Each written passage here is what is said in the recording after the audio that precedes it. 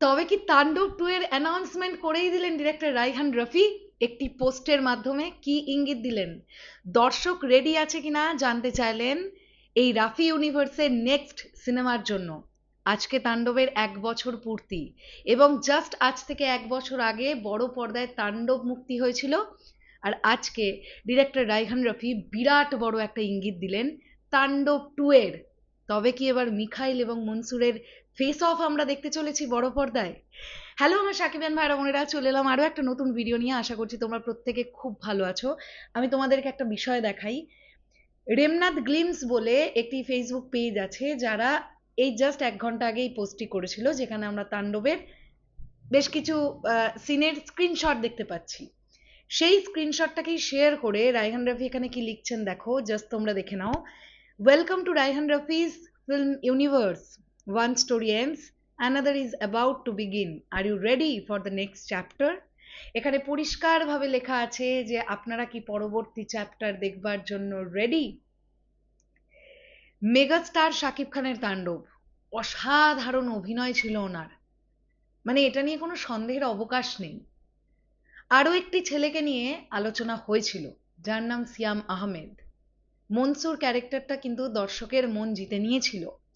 Recently একটি সাক্ষাৎকারে সিয়াম আহমেদকে এরকম কথা বলতে শুনলাম যে মনসুরের ক্যারেক্টারটাকে কেন্দ্র করে আরও একটি গল্প চিন্তা ভাবনা করা হচ্ছে বা হয়েছে, এরকম একটা কথা তিনি বললেন।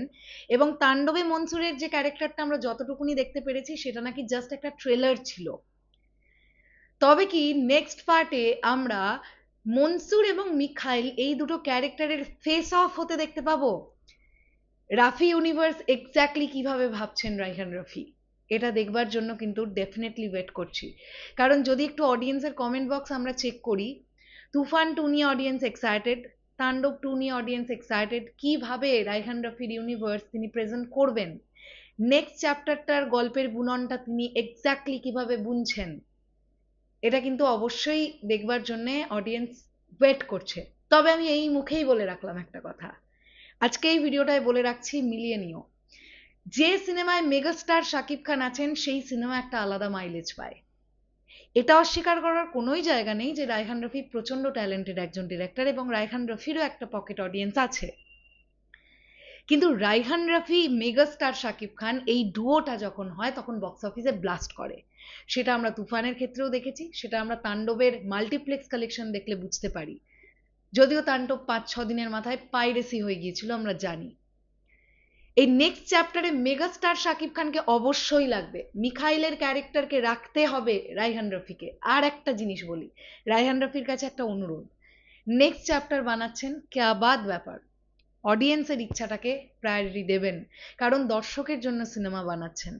ডেফিনেটলি আমি বলছি না যে আপনি কোন চরিত্রে কাকে নেবেন সেটা দর্শকের মত অনুযায়ী নিন, বাট দর্শকের সেন্টিমেন্টের জায়গাটা কি এক্স্যাক্টলি কোথাও যেন আঘাত না করে, সেই সেন্টিমেন্ট স্পেশালি সাকিবিয়ানদের যেন আঘাত না করে, এই ব্যাপারটা একটু মাথায় রাখবেন। আমি বিশ্বাস করি রায়হান রফি চাইলে আরো অনেক অনেক কিছু আমাদের দেখাতে পারেন, কারণ such a talented director he is, এটা নিয়ে কোনো জাস্ট ডাউট নেই।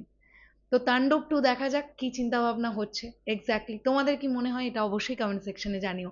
আসছি আবার খুব শিগগিরই, তাহলে এখনের জন্য টাটা।